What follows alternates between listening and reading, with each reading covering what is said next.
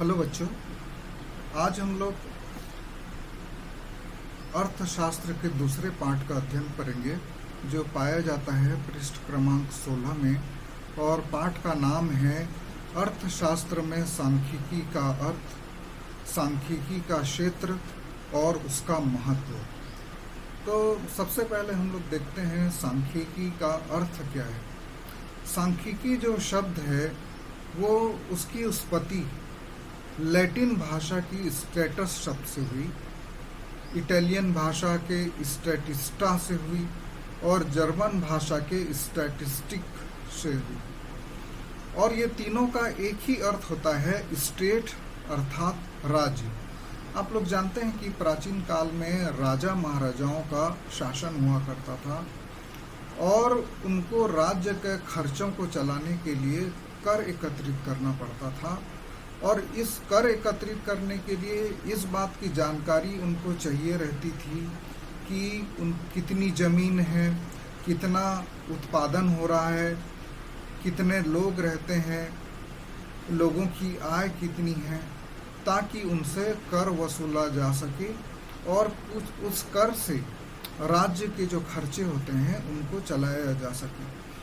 इसलिए प्राचीन काल में अर्थशास्त्र को राजाओं का विज्ञान कहा जाता था। और स्टैटिक शब्द का प्रयोग सबसे पहले जर्मनी के एक बहुत बड़े विद्वान हुए गॉटफ्राइड एकेनवॉल। इन्होंने सन 1749 में किया था, इसीलिए उन्हें सांख्यिकी का जन्मदाता भी कहा जाता है।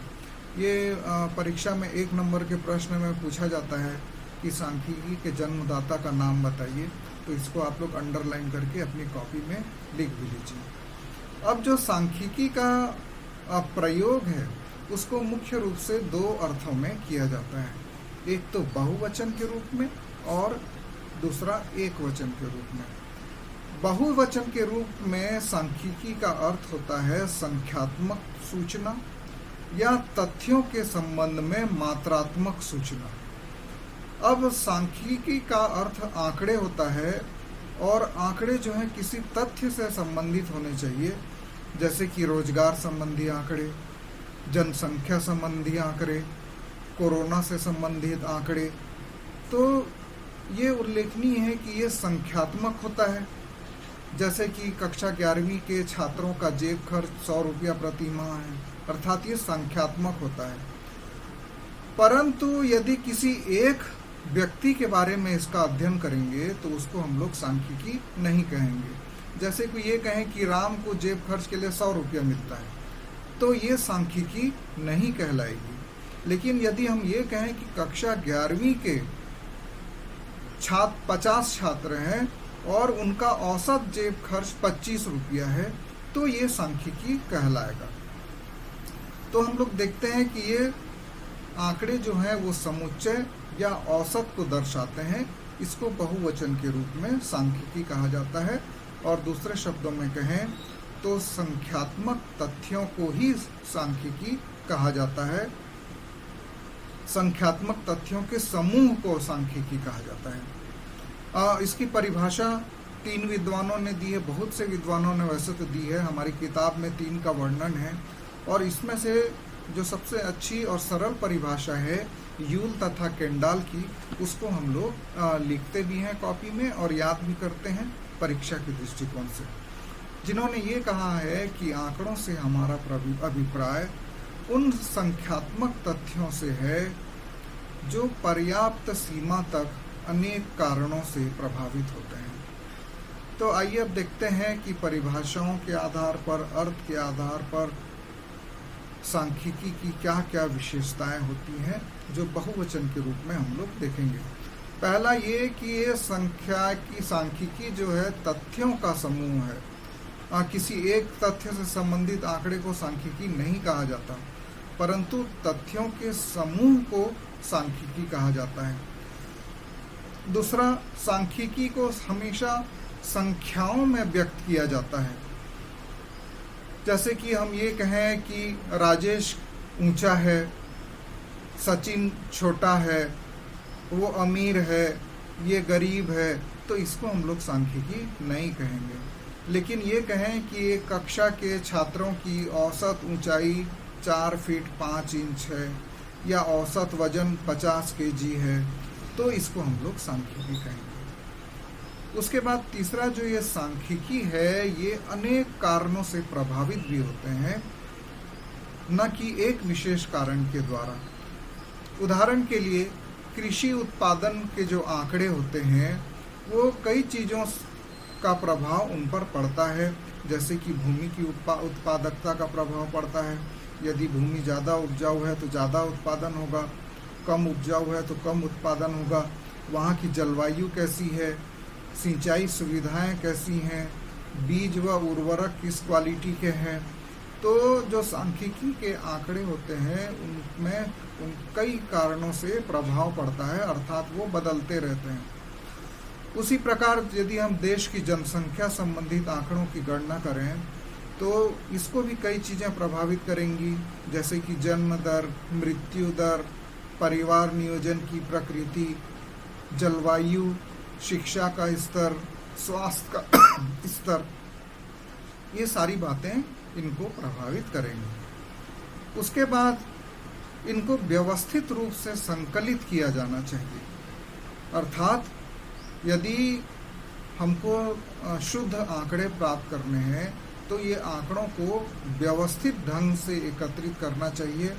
अव्यवस्थित आंकड़े हमेशा भ्रमपूर्ण होते हैं, संशय की स्थिति पैदा करते हैं और इससे जो निष्कर्ष निकाले जाते हैं वो दोषपूर्ण हो सकते हैं। उसके बाद पूर्व निश्चित उद्देश्य होना चाहिए।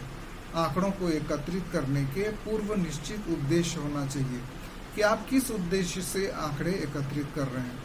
यदि आप ऐसे छात्रों का अध्ययन करना चाहते हैं जो स्कूल छोड़कर चले जाते हैं, तो ये उद्देश्य होना चाहिए। इसके लिए स्कूलों के आसपास आपको अध्ययन करना पड़ेगा, आंकड़े एकत्रित करना पड़ेगा। यदि किसानों से संबंधित समस्याओं का अध्ययन करना है तो किसानों के आंकड़े एकत्रित करने पड़ेंगे। उसके बाद ये जो आंकड़े होते हैं ये परस्पर एक दूसरे से संबंधित होने चाहिए कि एक दूसरे से, ताकि इनकी एक दूसरे के साथ तुलना की जा सके। इसलिए उनका सजातीय होना और एक समान होना आवश्यक है। यदि ऐसा नहीं होगा तो तुलना करना संभव नहीं होगा। यदि 5 छात्रों के लंबाई के आंकड़े हैं तो हम उनकी तुलना कर सकते हैं और इनको सांख्यिकी के रूप में प्रयोग कर सकते हैं। यदि लेकिन एक की ऊंचाई, एक की आयु, एक का वजन और ऐसी चीज़ों को लेंगे तो ये निरर्थक होंगे, क्योंकि इनकी तुलना हम लोग नहीं कर सकते। इसलिए सांख्यिकी के आंकड़े जो हैं वो तुलनीय होना चाहिए। अब एक वचन के रूप में हम लोग सांख्यिकी को देखेंगे। एक वचन के रूप में सांख्यिकी का तात्पर्य विधियों से लगाया जाता है, जिनके आधार पर आंकड़ों का विश्लेषण कर निष्कर्ष निकाला जाता है। और क्रॉक्सटन और काउडन की परिभाषा को हम लोग इसके लिए स्मरण करते हैं। सांख्यिकी को संख्यात्मक आंकड़ों के संकलन, प्रस्तुतिकरण, विश्लेषण और निर्वचन के विज्ञान के रूप में परिभाषित किया जा सकता है, ये उन्होंने कहा है। तो इसके आधार पर इसकी विशेषताएं या अवस्थाएं निम्नलिखित हैं। पहला, इसमें आंकड़ों का संकलन करता है। अनुसंधानकर्ता जो भी होता है वो अपने उद्देश्य के लिए उसको आंकड़ों का संकलन करना पड़ता है। आने वाले अध्याय में इसको हम लोग और विस्तृत रूप से देखेंगे। उसके बाद आंकड़ों का संकलन करने के बाद उन आंकड़ों को सरल और तुलनात्मक बनाने के लिए उनका वर्गीकरण किया जाता है और वर्गीकरण करने के बाद सारणियों के द्वारा उनको प्रस्तुत किया जाता है और सारणियों के द्वारा प्रस्तुत करने के बाद फिर उनका विश्लेषण किया जाता है और विश्लेषण के लिए कई विधियों का प्रयोग में लाया जाता है, जैसे कि माध्य है, अपकिरण है, सहसंबंध है और इसके क्रियात्मक प्रश्न आने वाले समय में हम लोग करेंगे। और उसके बाद आंकड़ों का अंत में निर्वचन किया जाता है, अर्थात विश्लेषण के बाद निष्कर्ष निकाला जा सकता है या निकाला जाता है।